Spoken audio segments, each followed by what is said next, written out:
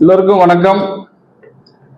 அடியன் திருச்சி சரவணதேவர் கல்லர் முன்னேற்ற சங்கத்தோட நிறுவன தலைவர் பேசுகிறேன். இந்த காணொலி இந்த பதிவு எதற்காகனா, நேற்றைய தினம் திருநெல்வேலி மாவட்டத்தில் சாதி மறுப்பு திருமணம்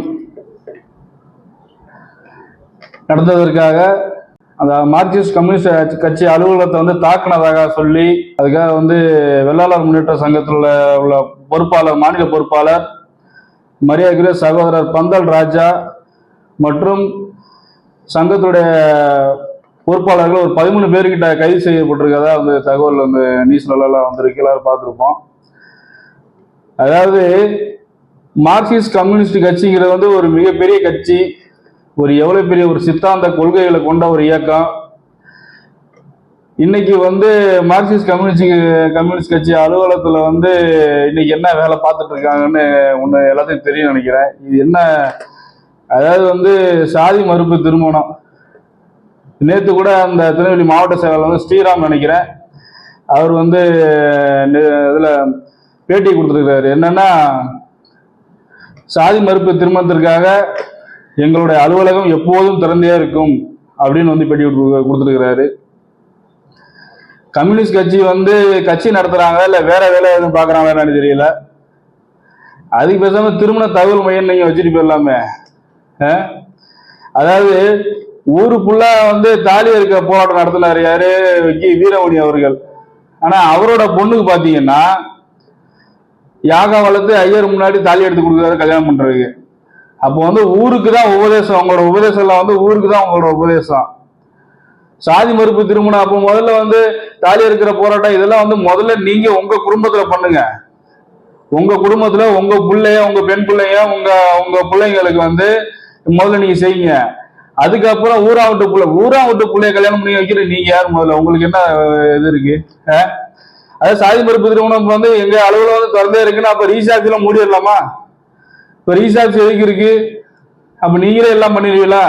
அதாவது மரியாதைக்குரிய தமிழக காவல்துறையா இருக்கட்டும், மாண்புமிகு தமிழக முதல்வர் அவர்கள் இதெல்லாம் கருத்துல கொள்ளணும். அதாவது முதல்ல ஜாதியை ஒழிக்கிறேன்னா மார்க்சிஸ்ட் கம்யூனிஸ்ட் கட்சி மாவட்ட செயலாளர் ஸ்ரீராம் அவர்கள் ஒரு வேலை கொடுக்குறேன். முதல்ல அரசாங்க பதிவேட்டில உங்களால சாதி எடுக்க முடியுமா? பிள்ளை பிறந்தவனே 5 வயசுல கொண்டு ஸ்கூல்ல சேர்க்கும்போது என்ன சாதின்னு தான் கேட்கிறான். என்ன சாதின்னு கேட்டுதான் முதல்ல ஜாதி சர்டிஃபிகேட் அடுத்தது கொடுக்குறான், அதுக்கடுத்து ஸ்கூல்ல சேர்க்கிறான். நீ முதல்ல அரசாங்க பதிவேட்டில இருந்து ஜாதியை முதல்ல நீக்கிறதுக்கு அதுக்கான வழிமுறைகள் முதல்ல தேடு. அதுக்கடுத்து நீ பேட்டி கொடுக்கலாம். எப்போ நாங்க ஜாதியை ஒழிப்போம், ஜாதியை அழிப்போம்.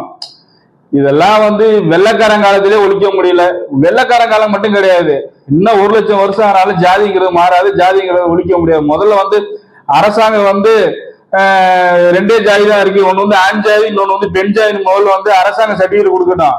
அரசாங்கத்துல மாத்த முடியாத வரைக்கும் நீங்க அது வரைக்கும் இங்க வேற எதுவும் நடக்காது. அரசாங்கத்துல முதல்ல கொடுக்க முடியுமா?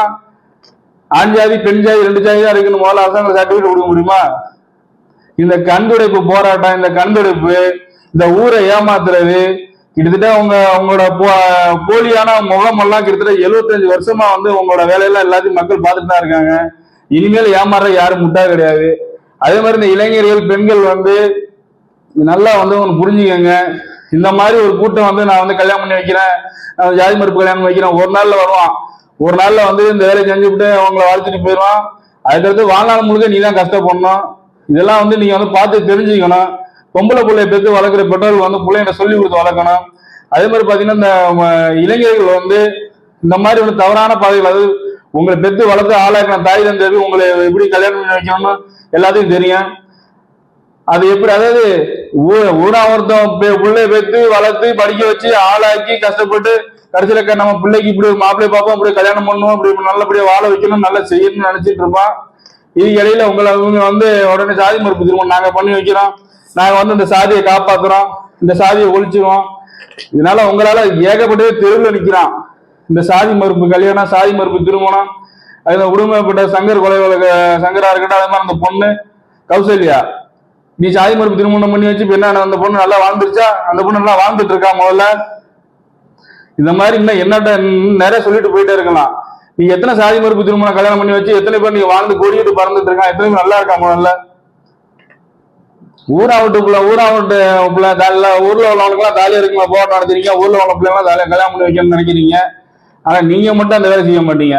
நீங்க வந்து ப்ராப்பரா உங்க சாதி, உங்க வழி, உங்க வம்சாவளியில பொண்ணு கொடுப்ப பொண்ணு எடுப்ப. அது வந்து உபதேசம் வந்து ஊரா விட்டு பிள்ளைல கிடைச்சா உங்களுக்கு. எங்களை மாதிரி ஜாதி சங்கம் இருக்கிற வரைக்கும் உங்களை மாதிரி ஆட்களால இங்க ஒன்றும் கரெக்டா முடியாது. மரியாதைக்குரிய காவல்துறையா இருக்கட்டும், தமிழக அரசுன்னு சொல்றான், மரியாதைக்குரிய அந்த வெள்ளாளர் முன்னேற்ற சங்கத்தினுடைய பொறுப்பாளர்கள் பந்தல் ராஜா மற்றும் 13